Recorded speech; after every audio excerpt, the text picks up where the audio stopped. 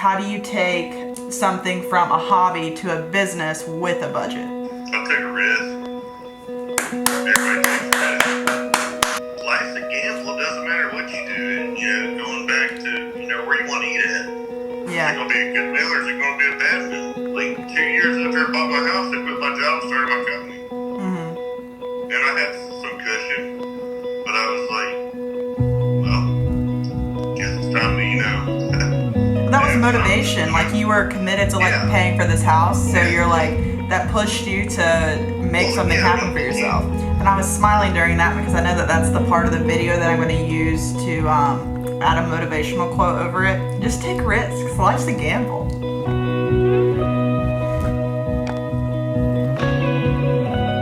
Hi, welcome to the show. Thanks for joining us.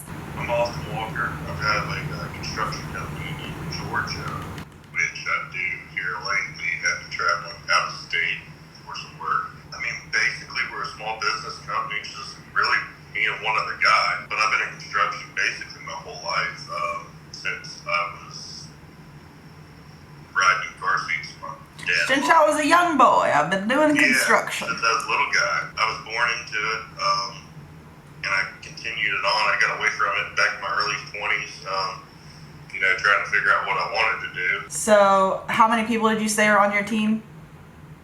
Just me and one other guy. Okay, so are you guys like owner, operator, and like the people that are putting in all the work? I'm the owner, but he works for me. Oh, you're the boss. Yeah. Okay, yeah. cool. I enjoy doing what we do. We do a lot of historical restorations, is what I call it, because it's not really a restoration on a lot of old stuff. It's more or less, a lot of people tear good stuff down that they don't have to tear down to make it look like old. Where we come in and customize stuff back to an original look.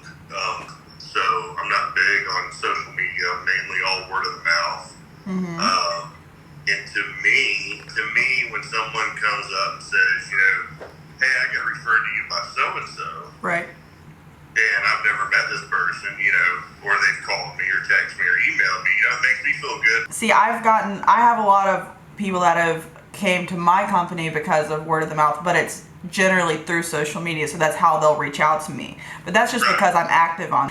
If I were not to have been as active on social media, they probably would have called me or have emailed me, but most of my business comes from Facebook. You and I talked a couple of weeks ago about you coming on here and doing this with me, but I told you that I wanted you to post on Instagram first. So, do you feel like, and I know you haven't been the most consistent, I'm not picking at you, do you feel like since you have posted on Instagram and Facebook more like about your work, do you think more people have became either more aware or possibly reached out to you more? I guess. Admit it. Social media is where it's at. It goes back to word of the mouth. I'm very old school. I still mail. I don't pay anything online or over the phone. I still stamp and check stuff. And not many people do that. I don't do that. I feel like people in your industry of construction, they do not take social media seriously because it's a lot of like being referred to people from like friends, family, people that have worked with you before, and they know that you do good work and you're actually like passionate about what you're doing. But I feel like if you were to establish any kind of a following, like even if it's like the smallest niche of people, you would be the first. Absolutely, yeah. You would be the first forefront of people's minds whenever they're looking for something on Facebook, and you would be who they refer. Do you see the amount of employees as holding you back from expanding or taking on more work? When I first started, I didn't really want an employee. I wanted to, kind of fill the waters and do my thing. And then I got to a point where I was like, stopped. I couldn't do anymore because I needed 2 or 3 or 4 people. Right. And when I found that person, someone that is equal or greater of what I can do, and we took my experience and his experience and basically put them together. And that's, that's why we gel and we can do what we can do. I'm sure I may get some kickback from some people on here about how I do my business and how I do my work. Hey, but, don't worry about what other people think I of what you're doing, because you're passionate about it and you care. It's good. Right. We don't cut any corners. Right. You know? And I know a lot of the codes, if not all of them, you know, of what we need to build things to. So you say no to business whenever you don't feel like you can like do it all, and you said that you don't say no to a lot, but do you think that it's worth it to you to say no to some business rather than expanding and like getting more employees? And I'm not trying to sway you one way or the other. I don't really say no. I mean, I had to tell a lady today that I'm like 4 weeks booked out. Mm-hmm. You know, so in our industry there's so much of a demand, I guess, especially from the real estate to the economy being so great, that there's not enough people that do.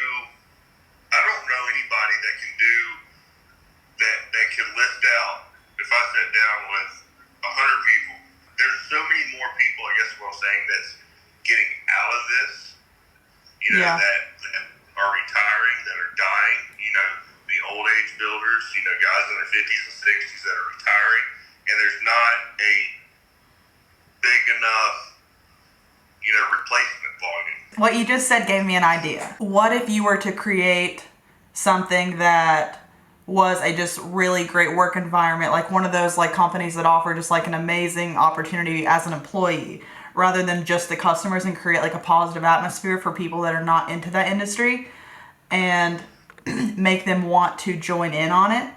Does that make sense? You can't teach. This is gonna get good. Yeah, I mean, I'm trying to think how to say it. You can't teach what you can learn hands-on, and that's in anything. Mm-hmm.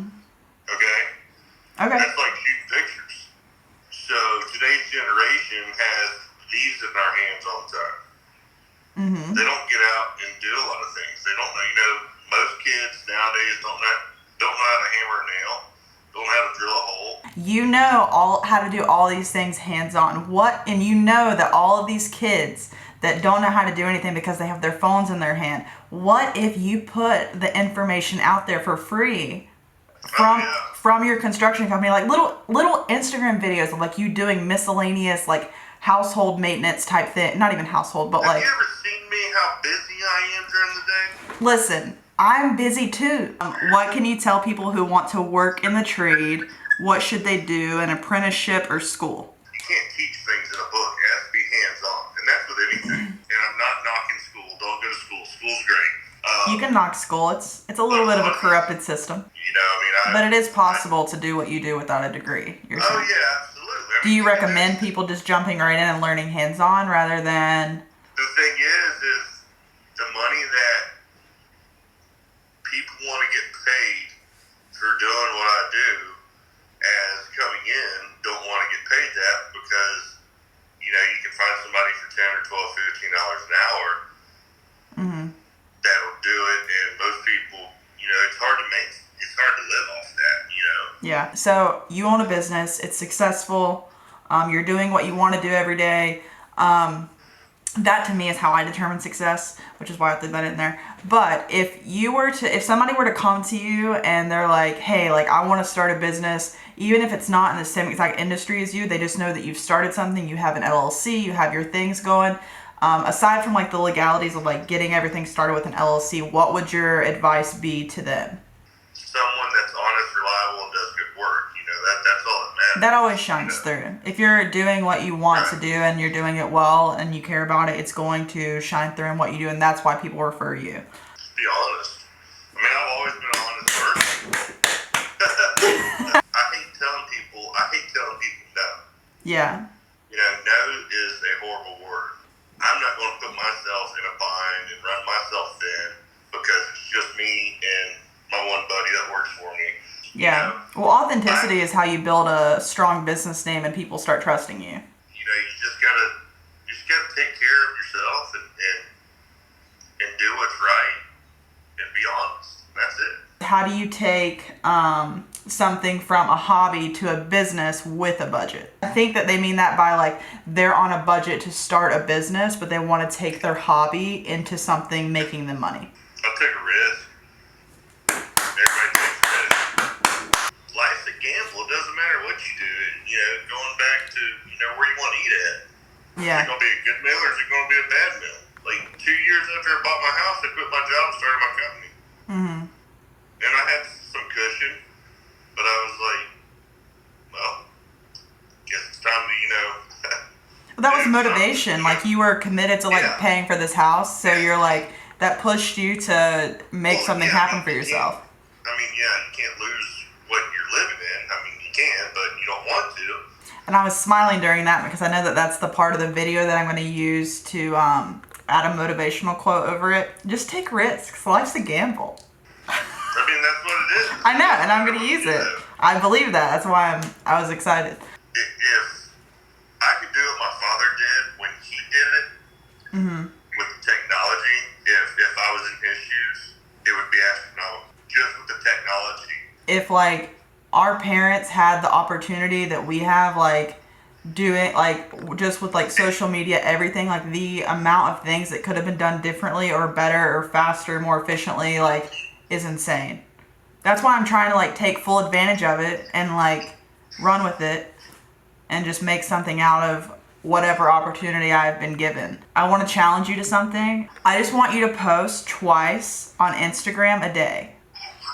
Listen, I know that sounds like a lot. If you're busy, literally record a 10-second clip and then put it in your pocket to post later. I'll send you some hashtags to get you started. All you gotta do is post it, comment on it, and then whenever people reach out to you on social media, because you spend a lot of time on Facebook and Instagram anyway, I'm calling you out. You have time to post. You're adding 20 minutes to your workday. Like 20 minutes of like responding to people. No, I'm saying if you're like consistently posting. That'll give you 10 minutes a post to respond to people, make the post, comment, literally 2 a day, and then I will have you back on here in a month and we'll see what's going on. Yeah, I'll do it. I don't care. You guys heard it here first, folks. Austin has agreed to the challenge. My name is Austin Walker, Multi-Construction Services. I do historical restorations.